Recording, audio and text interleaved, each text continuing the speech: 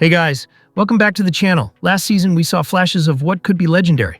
Caitlin Clark's rookie fire, Aliyah Boston's quiet dominance, and together, a two-player game that had fans dreaming big. But what if I told you that was just the beginning?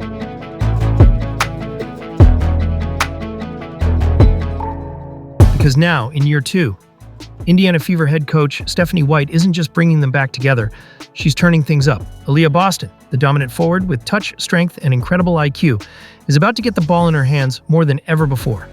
Not just in the post, but as a scorer and a facilitator. She's becoming a full-blown offensive weapon.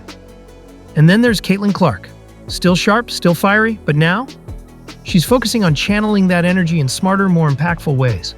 That two-player game between Caitlin Clark and Aliyah Boston, by the end of the season, Steph, it really had a lot of growth and rhythm and flow to it. So what do you envision, that part of the game, especially Aliyah Boston here in year 2 of them together? I think number one, yes, you're absolutely right. I love the way that they work together in the two-man game. They got so good at reading one another. I think Aliyah is an outstanding facilitator as well from that post position. So we're going to use her a little bit more like a hub. Right, like a little bit more like a Jokic in how she gets the ball, and whether that's in the trail, in a lot of our stuff in flow, or whether that's on the block. I don't want her to have to work as hard, like one-on-one. I don't want her to have to just pound and body and dribble in a one-on-one situation to get shots. We want to make her life easier. How can we get her touches at the rim where she can just go right into her finishes? How can we get her touches off the block where then we can run off-ball action and she can be a facilitator? Then she can get into other actions that allow her to move after she's gotten rid of it to get some easy buckets, as opposed to just everybody knows a strong side pick and roll is coming.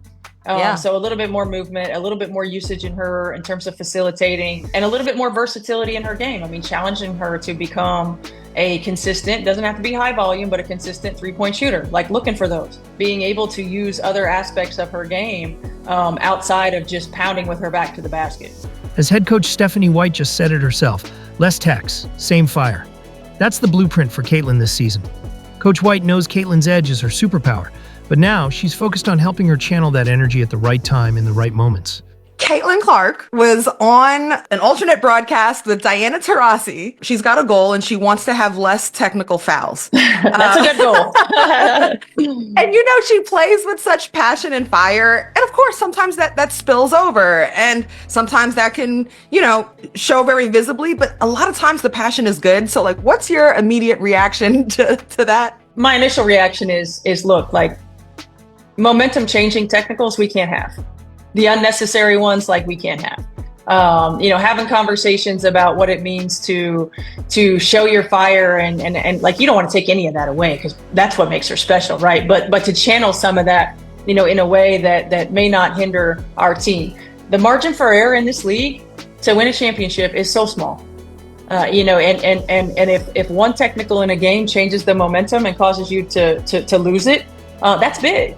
So when we get them, the timeliness of them, the ones that happen, in a heat of the moment, competitive, whatever, okay, we live with those.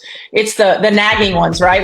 Getting on the official and continuing to nag, that's my job, right? That's my job. So I think for me, it's helping her navigate the when to do it and when not to, helping her maintain, a constructive channel for a lot of that competitive spirit. And, I think it's important for Caitlin to utilize Tamika Catchings, because Catch was the same way.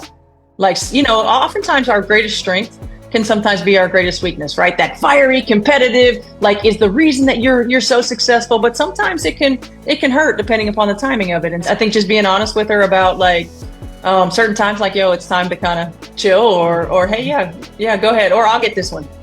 Right, I get this one. Having those conversations. You don't want to stifle the things that make her great, but you also have to take into consideration all of the things that go into the ultimate opportunities for success for your team. Thanks for watching. If you enjoyed, be sure to like, subscribe, and turn on notifications for more great content. See you in the next one.